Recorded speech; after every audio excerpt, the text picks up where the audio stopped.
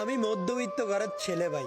আমাকে পকেট ভর্তি টাকা নয়, মাথা ভর্তি টেনশন নিয়ে চলতে হয়।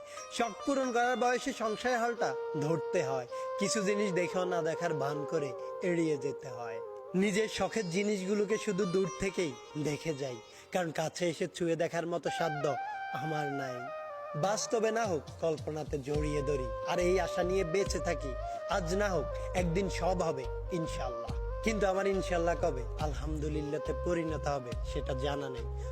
আমি মধ্যবিত্ত ভাই, আমাকে অনেক স্বপ্নে কাফন ছাড়া দাফন দিতে হয়। আমি মধ্যবিত্ত ভাই, আমাকে কখনোই দায়িত্ব শেখাতে হয় না। বাবার বয়স যত বাড়তেছে, দায়িত্ব নামক শব্দটা ততই মাথার ভেতর ঘুরপাক খাচ্ছে, কারণ বাবার পায়ে সংসার হালটা আমাকেই ধরতে হবে। আর এই দায়িত্বের চক্করে আমার শখ আর ইচ্ছেগুলো হয়তো অপূর্ণই থেকে যাবে। আমার স্বাদ আছে, সাধ্য নেই। আমার শখ আছে, কিন্তু সেটা পূরণ করার ক্ষমতা নেই, কারণ আমি মধ্যবিত্ত তাই।